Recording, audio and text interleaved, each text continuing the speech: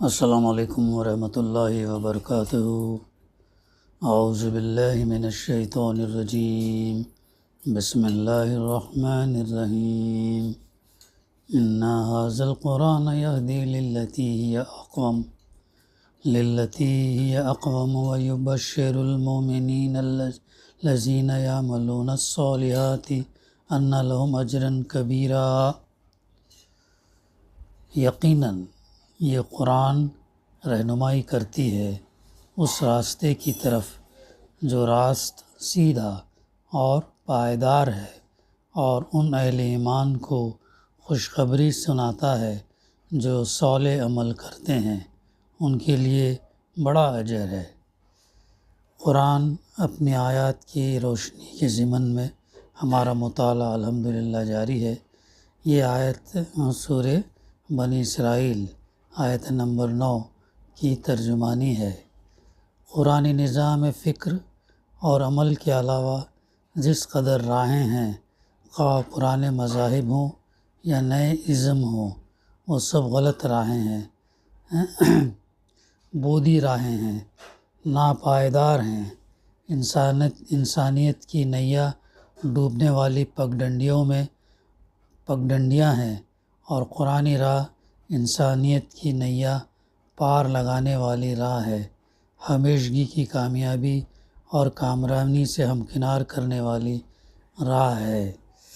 یہ دراصل قرآن مجید راہ حق اور فکر عمل کے پائیدار نظام الہی کی طرف رہنمائی کرتا ہے، لہٰذا ہمارا ربط اس سے روز کا رہنا چاہیے، تاکہ ہمیں معلوم ہو کہ ہم کون سے راستے پر چل رہے ہیں۔ اپنا احتساب، اپنا جائزہ ہمیں لیتے رہنا چاہیے۔ پھر آگے قرآن مجید اسلوب بدل کر لوگوں کو راہ حق سجاتا اور یاد دہانی کراتا ہے۔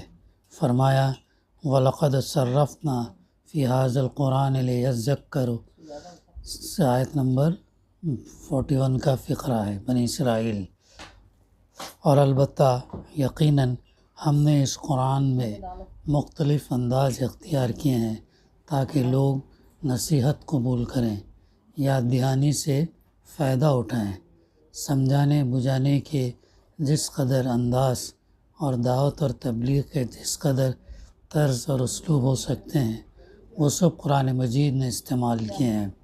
ہر طرح کے دلائل سے بھی کام لیا ہے، منطقی دلائل اور عقلی برہان، تاریخی اور نفسیاتی دلائل، فطری اور طبعی دلائل، دلائل انفس، دلائل آفاق، یعنی نشانیاں، پروف نشانیوں کے ذریعے سے، اور دلائل ایک کتاب قرآن مجید ہر ایک سے کام لیا ہے۔ تمثیلات، مثالیں، ایگزامپلس، اور فصاحت اور بلاغت سے بھرپور ادب عالیہ، حسن ادا اور پرکشش طرز کلام، سادگی اور پرکاری، ہر ایک شے کو اپنایا ہے۔ مقصد یہی ہے کہ لوگوں کو حقیقت حال سے واقف کرایا جائے تاکہ انہیں یاد دہانی ہو، تاکہ وہ نصیحت قبول کریں اور فکر اور عمل ہر اعتبار سے انسانیت اور شرافت سے ہمکنار ہوں اور کردار کے غازی بن سکیں۔ آگے قرآن کی رہنمائی جو لوگ قبول کر لیتے ہیں، وہ ان کے لیے شفا ہے اور رحمت ثابت ہوتا ہے۔ فرمایا وَنُنَزِّلُ مِنَ الْقُرْآنِ مَا هُوَ شِفَاءٌ وَرَحْمَةٌ لِلْمُؤْمِنِينَ وَلَا يَزِيدُ الظَّالِمِينَ إِلَّا خَسَارًا۔ سورہ بنی اسرائیل کی آیت نمبر 82 ہے۔ اس کا ترجمانی ہے، اور ہم قرآن میں سے جو کچھ اتار رہے ہیں وہ اہل ایمان کے لیے شفا اور رحمت ہے، اور ظالم اسے حق تسلیم ہی نہ کریں ان کے لیے وہ خسارے کا باعث بن جاتا ہے۔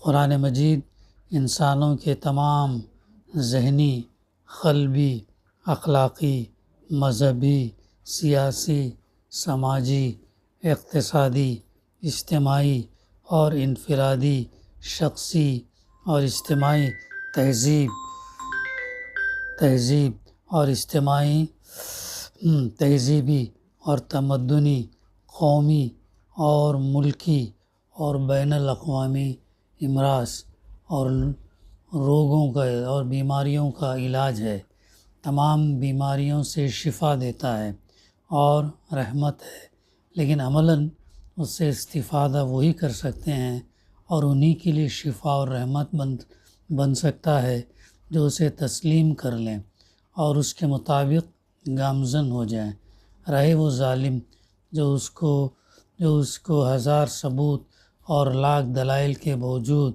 اللہ کا کلام تسلیم نہ کریں۔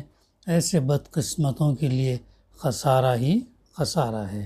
ہم یہ دیکھتے ہیں کہ جو لوگ بغیر تعصب سے قرآن مجید کا جب وہ مطالعہ کرتے ہیں تو اس سے بہت متاثر ہوتے ہیں، یہاں تک کہ اس میں سے کچھ لوگ ایمان بھی لے آتے ہیں۔ اکثر یورپ، امریکہ وغیرہ میں جو لوگ قرآن مجید کا مطالعہ کرتے ہیں اور دیکھتے ہیں کہ اس میں کیسے کیسے نشانیاں اللہ تعالیٰ نے بیان فرمایا، کیسے کیسے مثالیں اللہ تعالیٰ نے دیا ہے اور کیسا احترام، کیسے عزت سے عیسیٰ علیہ السلام کا جو ہے تذکرہ کیا ہے اور سچا تذکرہ کیا ہے، اس سے متاثر ہو کر جو ہے اکثر خواتین یورپ اور امریکہ وغیرہ میں دائرۂ اسلام کے اندر آتے ہیں جب اس کا مطالعہ کرتے ہیں۔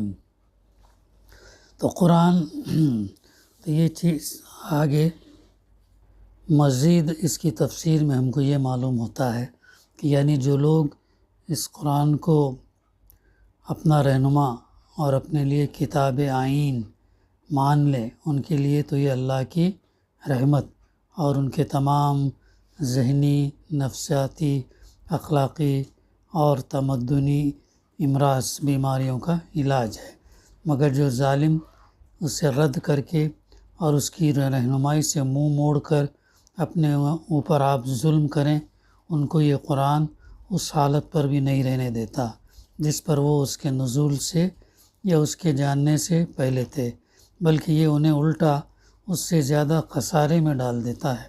اس کی وجہ یہ ہے کہ جب تک قرآن آیا نہ تھا یا جب تک وہ اس سے واقف نہ ہوئے تھے، ان کا خسارہ محض جہالت کا خسارہ تھا، مگر جب قرآن مجید ان کے سامنے آ گیا اور اس نے حق اور باطل کا فرق کھول کر رکھ دیا تو ان پر اللہ کی حجت تمام ہو گئی۔ اب اگر وہ اسے رد کر کے گمراہی پر اصرار کرتے ہیں تو اس کے معنی یہ ہے کہ وہ جاہل نہیں بلکہ ظالم ہیں اور باطل پرست اور حق سے انکار کرنے والے ہیں۔ اب ان کی حیثیت وہ ہے جو زہر اور تریاق دونوں کو دیکھ کر زہر انتخاب کرنے والے کی ہوتی ہے۔ اب اپنی گمراہی کے وہ پورے ذمہ دار اور ہر گناہ جو اس کے بعد وہ کریں اس کی پوری سزا کے مستحق ہیں۔ یہ خسارہ جہالت کا نہیں بلکہ شرارت کا خسارہ ہے، جسے جہالت کے خسارے سے بڑھ کر ہی ہونا چاہیے۔ یہی بات ہے جو اللہ کے رسول صلی اللہ علیہ وسلم نے ایک نہایت مختصر اور بلیغ جملے میں بیان فرمایا۔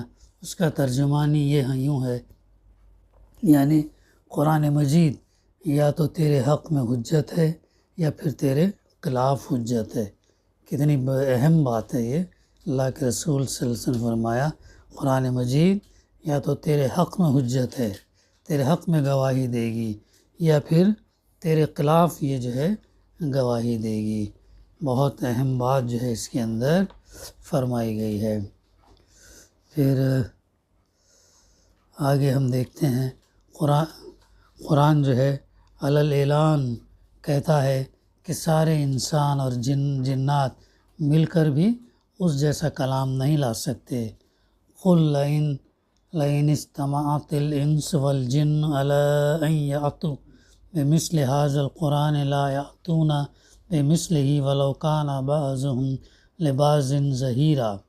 سورہ بنی اسرائیل آیت نمبر 88۔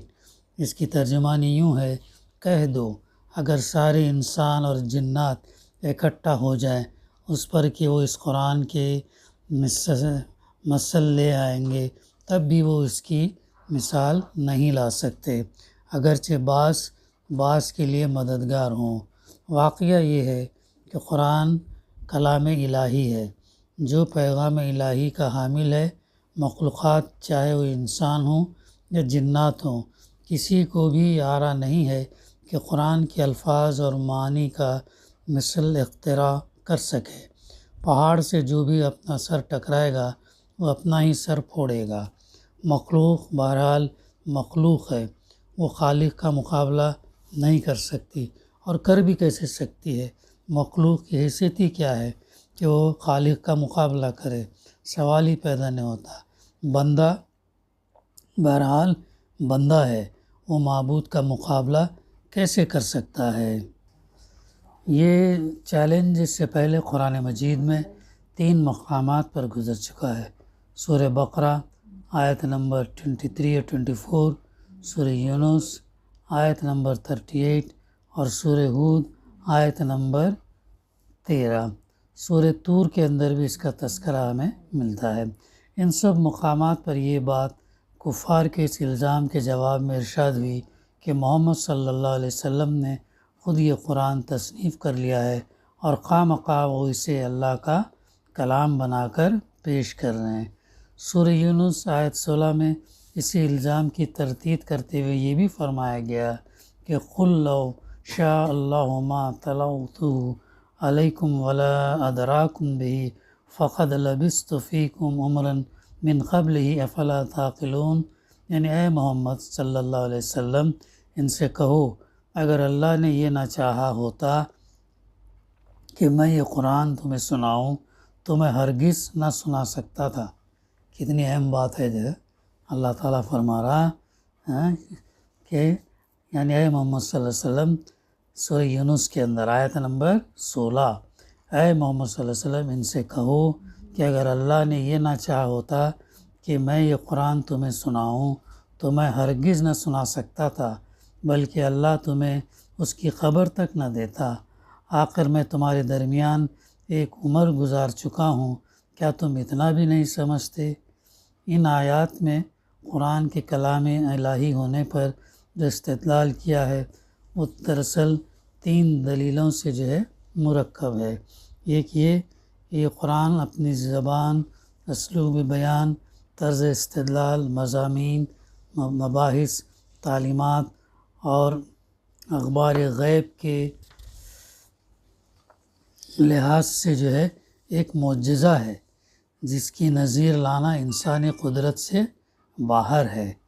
تم کہتے ہو کہ اسے ایک انسان نے تصنیف کیا، مگر ہم کہتے ہیں کہ تمام دنیا کے انسان مل کر بھی اس شان کی کتاب تصنیف نہیں کر سکتے، بلکہ اگر وہ جنہیں مشرکین نے اپنا معبود بنا رکھا ہے اور جن کی معبودیت پر یہ کتاب علانیہ ضرب لگا رہی ہے، منکرین قرآن کی مدد پر اکٹھے ہو جائیں تو وہ بھی ان کے اس قابل نہیں بنا سکتے کہ قرآن کے پائے کی کتاب تصنیف کر کے اس چیلنج کو رد کر سکیں۔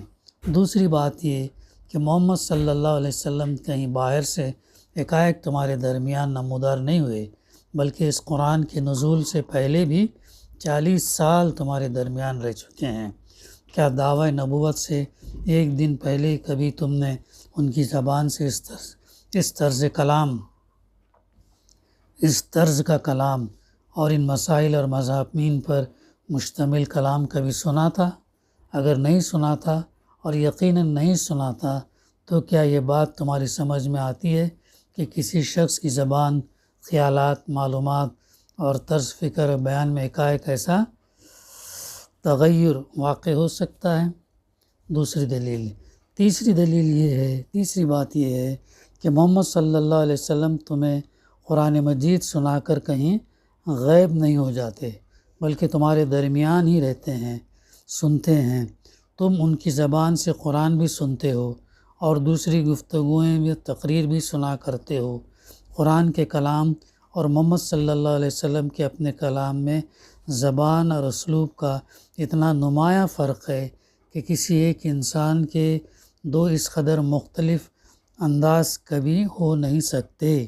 یہ فرق صرف اسی زمانے میں واضح نہیں تھا جب کہ اللہ کے رسول صلی اللہ علیہ وسلم اپنے ملک کے لوگوں میں سہتے تھے، بلکہ آج بھی حدیث کی کتابوں میں آپ کے سینکڑوں اقوال اور خطبے موجود ہیں۔ ان کی زبان اور اسلوب قرآن کی زبان اور اسلوب سے اس قدر مختلف ہیں کہ زبان اور ادب کا کوئی رمز جو آشنا نقانہ یہ کہنے کی جرات نہیں کر سکتا۔ یہ دونوں ایک ہی شخص سے کلام ہو سکتے ہیں۔ اور بھی تشریح سورہ یونس، سورہ طور کے اندر بھی جو ہم اس کو ملتی ہے۔ پھر آگے اللہ تعالیٰ فرماتا ہے قرآن شقاوت اور بدبختی کا باعث نہیں بلکہ تذکرہ اور یاد دہانی ہے۔ فرمایا طٰہٰ ما انزلنا علیک القرآن لتشقیٰ الا تذکرۃ لمن یخشیٰ، آیت 1 سے 3۔ اور طٰہٰ ہم نے آپ صلی اللہ علیہ وسلم پر قرآن شقاوت اور بدبختی میں مبتلا ہونے کے لیے نہیں اتارا، وہ تو جو لوگ ڈریں ان کے لیے یاد دہانی ہے۔ اسلام کو سربلند کرنے اور اللہ کے کلمے کو بلند اور اونچا کرنے کی جدوجہد میں اہل ایمان کو اپنا تن من دھن سب کچھ کھپانا پڑتا ہے، اور اپنی دنیا کے عیش و عشرت کو، دنیا کے عہدے اور منصب کو، دنیا کی عزت اور شہرت کو، دنیا کی دولت اور ثروت کو داؤں پر لگانا پڑتا ہے، اور طرح طرح کی قربانیاں دینا ہوتی ہیں۔ اس طرح باطل پرستوں کو کہنے کا موقع مل جاتا ہے کہ تمہارا دین اور مذہب، تمہارا فکر اور نظر اور تمہارا نظریہ اور نظام اور تمہاری کتاب اور شریعت اگر حق ہوتی تو تم کو اس طرح مصیبتیں جھیلنا نہیں پڑتی۔ اسی قسم کے حالات میں اسی طرح کے اعتراضات کا جواب دیا گیا کہ قرآن شقاوت اور بدبختی کا سرچشمہ نہیں ہے، وہ تو انجام کار اپنے پیروکاروں اور علم برداروں کو سعادت اور خوش بختی اور نصیب وری سے ہمکنار کرنے والا ہے، بشرط یہ کہ اس کی یاد دہانی سے فیضیاب ہو کر اس کی اتباع اور علم برداری کا حق ادا کیا جائے۔ کتنا بہترین انداز میں جو ہے یہ سمجھا رہے ہیں۔ پھر قرآن مجید کلام واضح ہے، ذکر اور یاد دہانی ہے، شعر، کہانت، سحر اور جنون نہیں ہے۔ وما علمناہ الشعر وما ینبغی لہ ان هو الا ذکر وقرآن مبین، سورہ یاسین آیت نمبر 69۔ اور ہم نے اس کو شعر شاعری نہیں سکھائی اور نہ وہ اس کے لیے مناسب تھی، اس کو جو کچھ سکھایا ہے وہ ذکر اور واضح قرآن ہے۔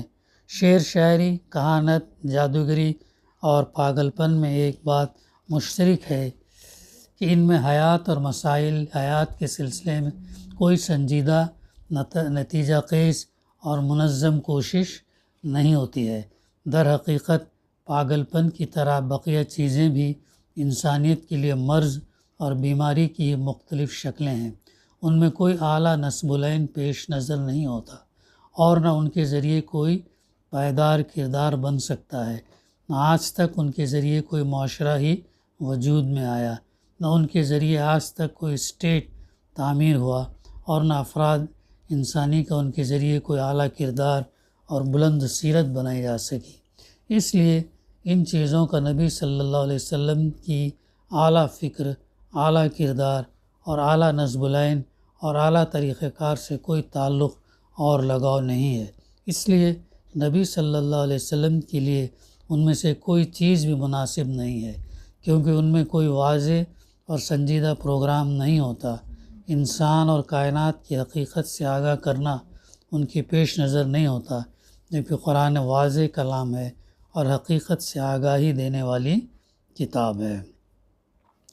پھر سورہ قمر میں اللہ تعالیٰ فرمایا قرآن مجید ہدایت حاصل کرنے کے لیے، سبق آموزی اور عبرت پذیری کے لیے آسان کیا۔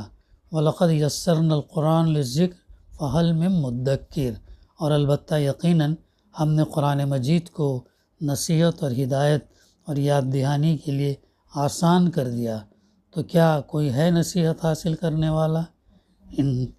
اللہ تعالیٰ فرماتا ہے انسان اگر مخلص ہے، ہدایت کا طالب ہے اور جستجو حق رکھتا ہے، تو اپنے عقائد، خیالات، افکار اور نظریات کی اصلاح چاہتا ہے، اپنا اخلاق اور کردار بنانا چاہتا ہے، اپنے سماج کو سدھارنا چاہتا ہے، اپنے روزگار اور روزی کو حلال طریقے سے حاصل اور اختیار کرنا چاہتا ہے، اپنی سیاست و جہاں بانی کو صحیح بنیادوں پر قائم کرنا چاہتا، غرض اپنی اور اپنی سوسائٹی کی ہمہ پہلو اصلاح اور سدھار کرنا چاہتا، تو اس کو کوئی دشواری نہیں ہوگی۔ قرآن مجید سے ہدایت اور رہنمائی حاصل کرنا اور نصیحت لینا بالکل سہل اور آسان ہے۔ البتہ قانونی نکتے، فقہی باریکیاں اور پوائنٹس عکس کرنا ہر ایک کے بس کا کام نہیں ہے، وہ ماہرین کا کام ہے۔ پھر قرآن مجید دنیا میں امن اور امان، عدل اور انصاف، مساوات اور اخوت انسانی کا علمبردار ہے۔ سورہ حدید میں اللہ تعالیٰ آیت نمبر 25 میں فرماتا لَقَدْ أَرْسَلْنَا رُسُلَنَا بِالْبَيِّنَاتِ وَأَنزَلْنَا مَعَهُمُ الْكِتَابَ وَالْمِيزَانَ لِيَقُومَ النَّاسُ بِالْقِسْطِ۔ البتہ یقیناً ہم نے اپنے رسولوں کو واضح ہدایات کے ساتھ بھیجا اور ان کے ساتھ کتاب اور میزان اتاری تاکہ لوگ انصاف پر قائم ہو جائیں۔ کتنی اہم آیت ہے، کیا مقصد کے لیے اللہ تعالیٰ نے جو ہے یہاں پر یہ بتا رہا ہے، ہم نے رسولوں کو واضح ہدایات کے ساتھ بھیجا اور ان کے ساتھ کتاب اور میزان اتاری۔ انبیاء علیہ السلام کو کھلی نشانیاں دی گئی جن سے واضح ہو گیا کہ واقعی وہ اللہ کے پیغمبر تھے، روشن دلائل دیے گئے جن سے ثابت ہوا کہ ان کی تعلیم اور دعوت کا ہر نقطہ برحق ہے، واضح ہدایات دی گئیں جن سے معلوم ہوا کہ عقائد، اخلاق، عبادات، معاملات، تعلقات اور انفرادی اجتماعی روابط میں راہ راست کیا ہے، سیدھا راستہ کیا ہے، وہ بتایا گیا۔ کتاب ہدایت اور زندگی کے لیے رہنما کتاب دی گئی جس میں تمام ضروری احکام دے دیے گئے، میزان اور معیار حق اور باطل دیا گیا۔ انہی چیزوں کے ذریعے دنیا میں امن اور امان، عدل اور انصاف اور مساوات، اخوت کا نظام جو ہے قائم ہو سکتا۔ اس کے علاوہ کوئی اور ذریعہ نہیں ہے جسے جو ہے دنیا کے اندر امن امان قائم ہونے کے۔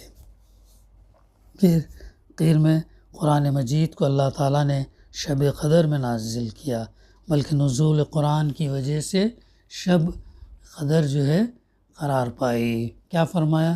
اِنَّا أَنزَلْنَاهُ فِي لَيْلَةِ الْقَدْرِ وَمَا أَدْرَاكَ مَا لَيْلَةُ الْقَدْرِ لَيْلَةُ الْقَدْرِ خَيْرٌ مِّنْ أَلْفِ شَهْرٍ، یعنی یقیناً ہم نے اس قرآن مجید کو اس کو قدر اور مرتبے والی تقدیر ساز رات میں اتارا، اور تمہیں کیا معلوم کہ قدر والی رات کیا ہے؟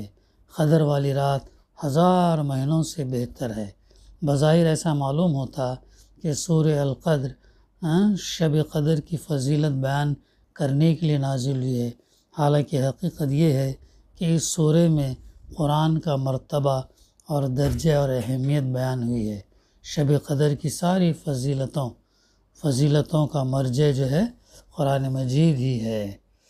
بقایا انشاءاللہ آئندہ جو ہے ہم اس کا مطالعہ کریں، قرآن مجید کی صورتوں کا مطالعہ کریں گے۔ دعا ہے کہ اللہ سبحانہ وتعالی ہمیں کہنے سننے سے زیادہ صحیح سمجھنے، عمل کرنے اور اس پیغام کو پہنچانے کی توفیق عطا کرے۔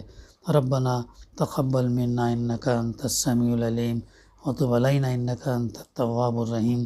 صلی اللہ تعالی علی خیر خلقہ وعلی آلہ وصحبہ اجمعین والحمد للہ رب العالمین۔